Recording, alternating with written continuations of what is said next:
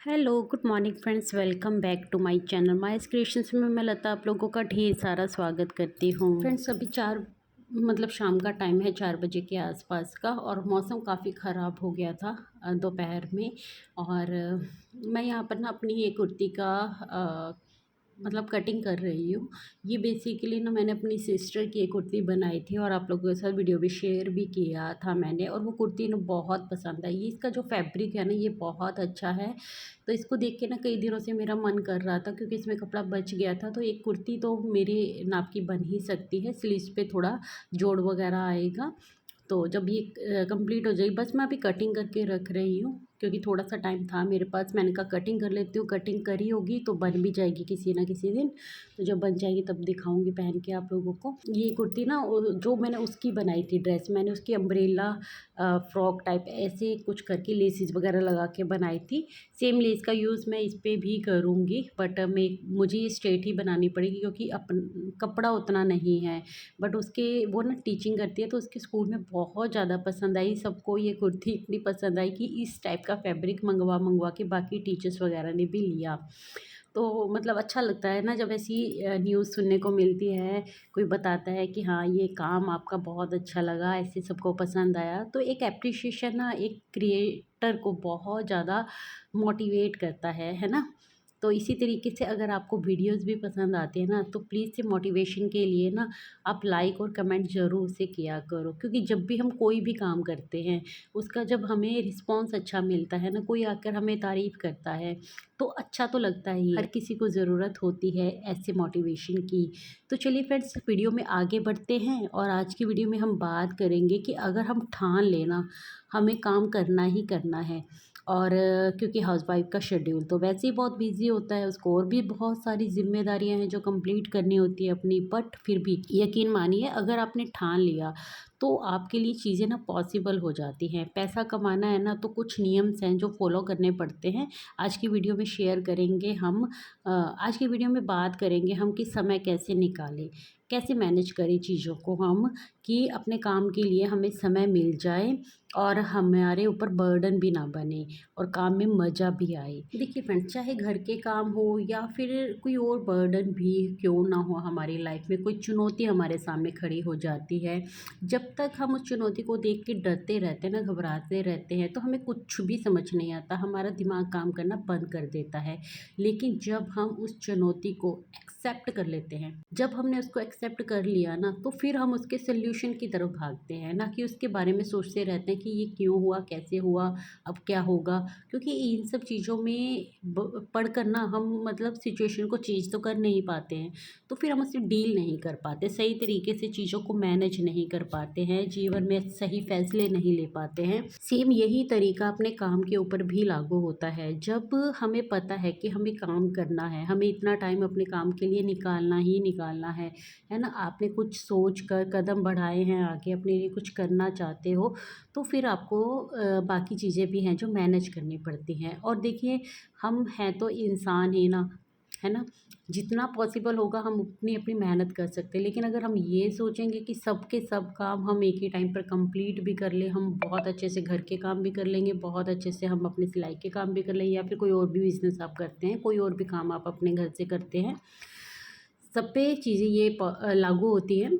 तो आप कोई भी काम क्यों ना कर रहे हों, सही तरीके से मैनेज करना बहुत ज़्यादा ज़रूरी है, और चीज़ों को समझना बहुत ज़्यादा ज़रूरी है कि कौन सा काम पहले करना ज़्यादा ज़रूरी है ना।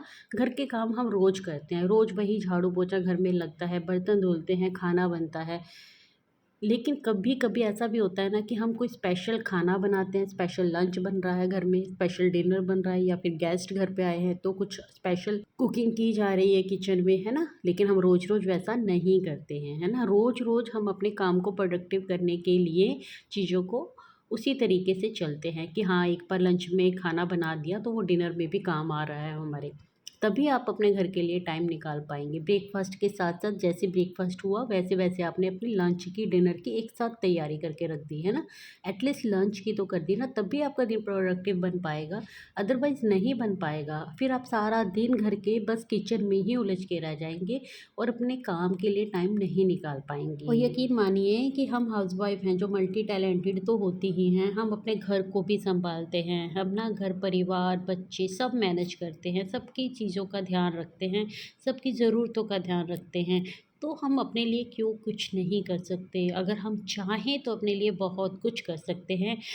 फ़र्क पड़ता है आपकी चाहत पे कि आपकी चाहत क्या है। अगर आपकी चाहत ही नहीं है ना कुछ करने की, फिर तो कोई मतलब भूल ही जाइए, इस टॉपिक के ऊपर बात करने का कोई मतलब ही नहीं बनता और ना ही ये वीडियो देखने का आपका मतलब बनता है। लेकिन अगर आप ये वीडियो देख रहे हैं ना, तो इसका मतलब है कि आपके मन के अंदर चाहत है ना? या फिर आपके मन के अंदर अभी भी चाहत बची हुई है, इतने सालों तक अगर आपने कुछ नहीं किया है ना, तब भी वो चाहत है आपके अंदर कुछ करने की, अपने लिए कुछ करने की।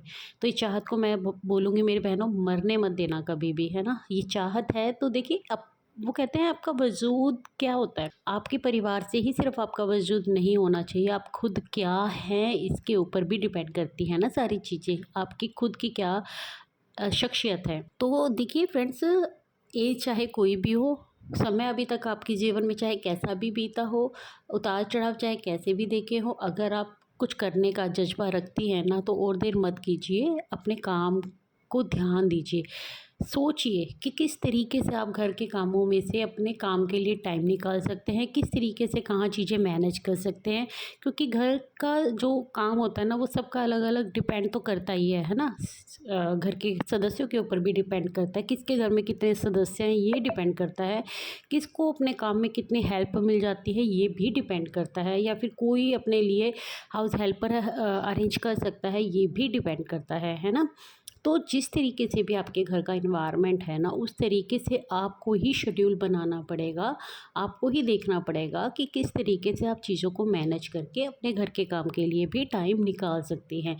और यकीन मानिए, चाहे आपकी कंडीशन कैसी भी है, चाहे आपके पास हाउस हेल्पर है या नहीं है, चाहे आपके पास आपकी मदद करने के लिए कोई सेकंड हैंड है या फिर नहीं है, आप अकेले अगर बाकी घर को संभाल सकते हो ना, तो अकेले आप अपने काम को भी कर सकते हो, यकीन मानिए कर सकते हो। बस आपको डिसाइड करना होगा कि किस टाइम पे कौन सा काम करना ज़्यादा ज़रूरी है। डेली डेली नई नई रेसिपी ट्राई करने की बजाय, है ना, अगर आप अपने काम की तरफ ध्यान देंगे तो वो ज़्यादा बेनिफिट है ना आपके लिए, है ना? क्यों हम टाइम वेस्ट करें बहुत ज़्यादा किचन में, बहुत ज़्यादा घर के साज सजों में, बहुत ज़्यादा मतलब क्लीनिंग ये सब करने में। आप रूटीन का एक काम करके अपने घर के कामों से फ्री होके अपना काम कर सकते हैं, जो आपको दिल से सुकून भी देगा, जो आपके माइंड को फ्रेश रखेगा, जो आपके लिए भी खुशी का ज़रिया बनेगा। यार, आपको भी तो खुश रहने का हक है ना। मैं ये बातें इसलिए कर रही हूँ क्योंकि ज़रूरी नहीं है, बहुत सारी महिलाओं को सिर्फ घर का काम करके ही संतुष्टि मिल जाती है, वो अपने लिए कुछ करना चाहती हैं, कुछ अलग करना चाहती हैं। जो भी आपकी हॉबी है ना, चाहे आप डांस करना चाहती हैं, 1 घंटा अपने लिए डांस के लिए निकालना चाहती हैं, वो आप निकाल सकती हैं, अगर आप चाहें तो निकालेंगी ना। चाहत होनी चाहिए ना। आपको पेंटिंग करने का शौक़ है, आपकी चाहत होगी तभी तो आप पेंटिंग करेंगे ना। लेकिन अगर आपकी चाहत भी है, आप करना भी बहुत कुछ चाहती हैं, उसके बावजूद सिर्फ आप घर के कामों में उलझ के रह गई है ना, तो एक बार सोच के ज़रूर देखिएगा कि आप अपनी चाहत को मार रही हैं। और ये जीवन बहुत अनमोल है, देखिए सबके लिए जीना बहुत ज़्यादा ज़रूरी है। जैसे ही हमारे पति को, हमारे बच्चे को अपनी लाइफ में आगे बढ़ना है ना, उनको अपने लिए कुछ करना है, वैसे ही आपको भी अपने लिए कुछ करना है। तो आपके लिए सोचने वाला कोई दूसरा नहीं आएगा, आपको अपने लिए खुद ही सोचना है ना? तो गौर ज़रूर फरमाइएगा मेरी इस बात के ऊपर कि आप अपनी चाहत को मरने मत दीजिए, टाइम सब मैनेज हो जाएगा। एक बार आपको एक्सेप्ट कर लेनी है चीज़ें, ये मेरे घर के काम हैं, इस तरीके से मैं अपना ये टाइम निकाल सकती हूँ और इस टाइम के अंदर मुझे ये काम करना है ना? तो सब चीज़ें होती हैं। देखिए शेड्यूल सबका बनता और बिगड़ता रहता है। मेरे हस्बैंड ना ऑफ़िस जाते हैं, लेकिन ऐसा नहीं है कि वो हर रोज़ ऑफ़िस जाते हैं। कभी उनका वर्क फ्रॉम होम होता है, कभी उनको ऑफ़िस जाना होता है। तो एक शेड्यूल जो मैं अपने घर का बनाऊँ तो वो कभी बन ही नहीं पाता है। किसी भी दिन वो छुट्टी ले लेते हैं, है ना? आईटी में हैं, अच्छी खासी पोस्ट पे हैं, तो इतनी मतलब वो नहीं है उनके ऊपर, बाउंड्रीज़ नहीं है बहुत ज़्यादा। छुट्टी लेना चाहें छुट्टी ले लेते हैं, घर से काम करना चाहें घर से काम कर लेते हैं, लेकिन उन सब चीज़ों का इफ़ेक्ट मेरे ऊपर पड़ता है। लेकिन अगर मैं इन सब चीज़ों को टेंशन की तरह लेने लग जाऊँगी कि भई मतलब ऐसे कैसे होगा, मैं तो कर ही नहीं सकती हूँ, ऐसे तो पॉसिबल ही नहीं है काम करना, है ना? मैं कैसे अपना होम बुटीक चलाऊँगी? तो फिर वो सच में ही नहीं हो पाएगा, है ना? हमारा जो माइंड है ना, जो हम सोचते हैं, जो विचार हमारे माइंड के अंदर चलते रहते हैं, वो हमारा सबकॉन्शियस माइंड सब स्टोर करता रहता है देखिए, और वैसी ही आपकी लाइफ बनती जाती है। मैं बहुत वीडियो में बोल चुकी हूँ ये बात, और यही मेरा बिलीफ सिस्टम है। आपका बिलीफ सिस्टम क्या है ना, इसके ऊपर ही आपकी लाइफ है जो बनती जाती है। इसलिए चीज़ों को देखिए, समझिए और फिर उसका हल निकालने की कोशिश कीजिए। शेड्यूल कुछ भी नहीं होता है, शेड्यूल बनाना ज़रूर होता है हमें, लेकिन ऐसा नहीं है कि जो लिख दिया बस उसी काम को करना है। मान लीजिए अगर अचानक से आपके घर पे गेस्ट आ गए हैं और आप अपना सिलाई का काम कर रही हैं, तो क्या आप आपके तो शेड्यूल में लिखा हुआ है इस 1 घंटे के अंदर-अंदर आपको ये कुर्ती बनानी थी, बट गेस्ट आ गया तो क्या आप खड़े नहीं होंगे?